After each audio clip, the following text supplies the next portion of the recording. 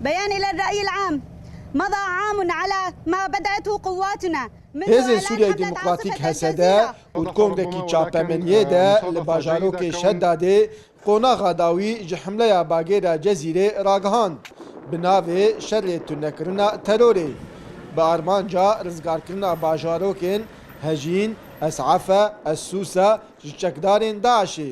Ji dihêva ji dehê meha 2018 di saetên îvara da bi pêngava xwe dawiyê bi ser bagera Cezîrê ji 4 aliyan ve hatî destgirtin li ser Daişê bi dawiya wê ve li ser hecîn û gundê Sûsê û Şef'a. Qonağa dawî ji hemleya bagêra Cezîrê dest pê kiriye ji 4 paskan û beşdarbûna 6000 şervan û piştgirtîkê ji koalîsyona navdewletî ya şerê Daişê dike û bi hevrêzîkê artêşa Iraqî ve.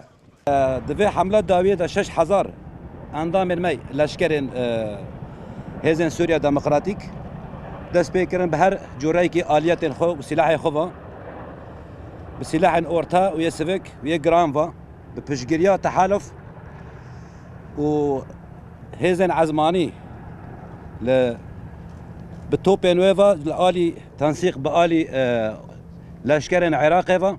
Derbarê parastina jiyana sivîlan ji encamên vê hemleyê Hêzên Sûriyayê Demokratîk hesede deriyeke an kerîdoreke mirovahî vekiriye û kampekê jî amade kiriye ji bo pêşwazîkirina sivîlan. إننا في قوات سوريا الديمقراطية. ئێمە لە هێزەکانی سووریای دیموکرات لە کاتێکدا کە سوربوونی خۆمان دووپا دەکەینەوە بۆ کۆتایهێنان بە تیرۆر لە ڕۆژهەڵاتی فورات هەموو کۆشتێکی خۆمان دەخەینە گەڕ بۆ بەجێهێنانی پابەندیە مرۆییەکانمان. هێزەکانمان ڕێڕەوێکی مرۆییان لە نزیک شارۆچکەی لێبحارا کردوتەوە بۆ دەرباسکردنی هاوڵاتیانی مەدەنی. تیمە پسپۆڕەکانیشمان کەمپێکیان ئامادە کردووە بۆ لە خۆگرتنی ئاوارەکان و پێشکەشکردنی خزمەتگوزاری لۆجستی و پزیشکی.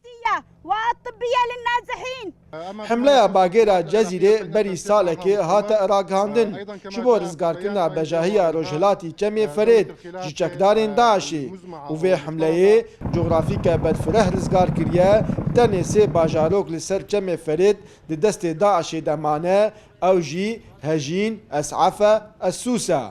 Dara Berekat, Kurdsat News, Şeddadê.